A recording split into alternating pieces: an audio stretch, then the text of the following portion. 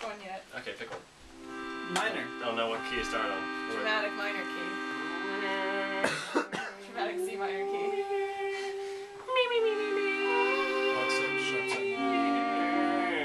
Ooh, I like that one.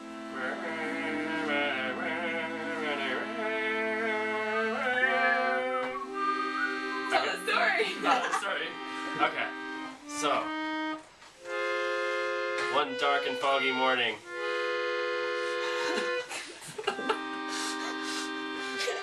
We woke up at 8 a.m. in the morning to go sailing. And it was too foggy to sail, so we didn't sail. And we were in Maine, by the way. It's the worst storytelling ever, I'm sorry. So one dark and foggy morning in Maine, we woke up at 8 a.m. to go sailing. We got down to the water, and it was too foggy to go sailing. So we decided to wait for the fog to burn off a little bit. I saw a bald eagle. Woo! Bald eagles are good. Yes. So, after about 22 minutes of waiting for the fog to burn off, we realized the fog was not going to burn off. So, Aaron's father swam out to the dinghy and rowed the dinghy out to the boat, the power boat. So we loaded our stuff into the power boat, and we were with adults.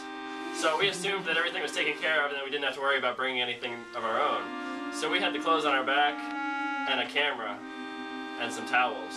Yeah. Did we have towels? Towels are exciting. Okay. So. I'm not even listening to what I'm playing. So it's not even the bad part of the story yet. This should all be a major. Yeah. So Aaron's uncle drove the power boat 6 miles out to sea to a state island preserve out in the middle of the Atlantic Ocean. Not the middle, but farther out than the coast. And we went into the harbor. We navigated through the buoys into the harbor, and there's a courtesy dinghy, which is very convenient to have in a harbor. Because you don't always bring your own dinghy with you. So we got off the dock, and the big sign said, "Warning, European fire ants." Okay. Fire ants. Yes. Anyway, so Aaron's uncle parked the boat out in the water and rowed the courtesy dinghy back to the dock. And we explored the island. We went hiking for 2 hours. We found piles of rocks and took pictures of them and tagged Shane in the pictures. Yeah, Shane. And for some reason, I still had cell phone service 6 miles out at sea. Okay. Mysterious. Mysterious. That cell phone service Mysterious. is good. Yeah, No. Okay. No. Cancer wish.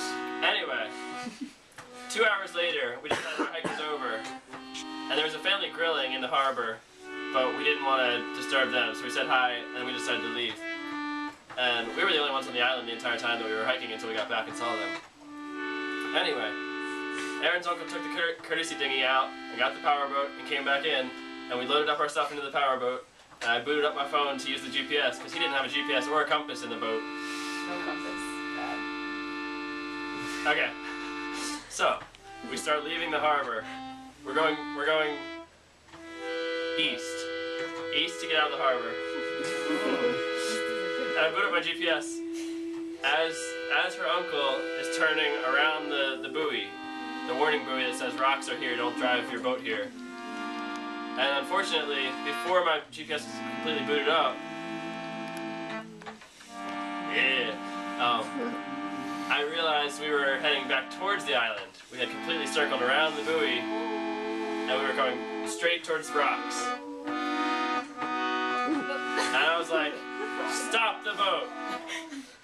We're heading towards rocks."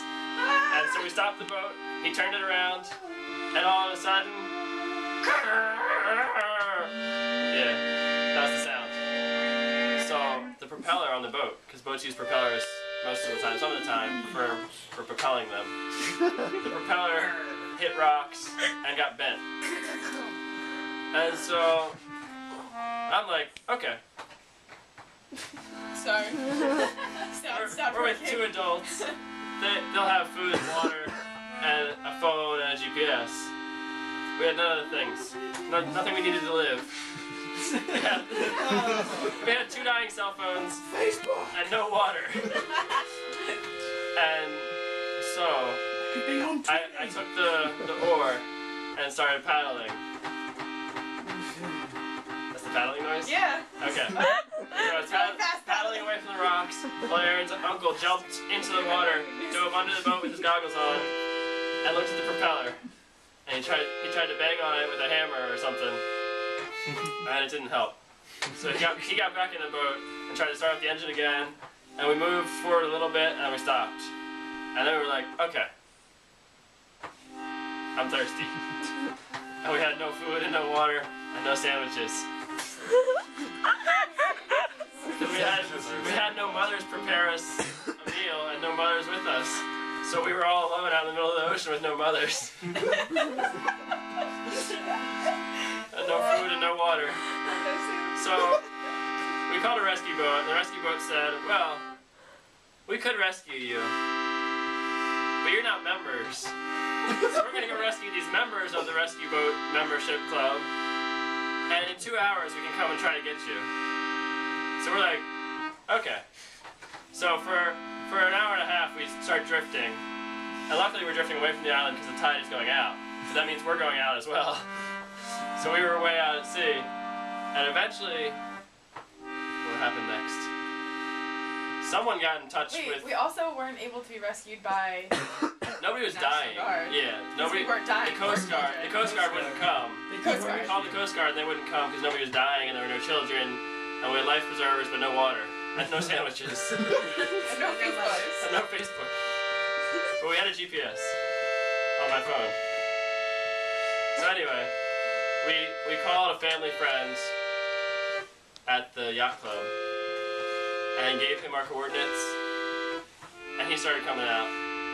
Yay. 6 miles out to sea to rescue us. Yay! Rescue! And then this story's dragging on like crazy. Yeah, I'm not even listening anymore. I'm tired.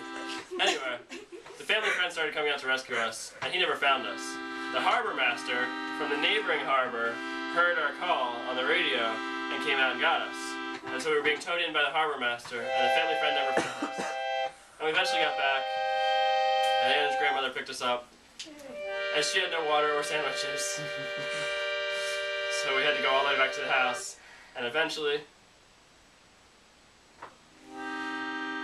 we got water the happy part. and sandwiches. And the propeller was ruined. The end.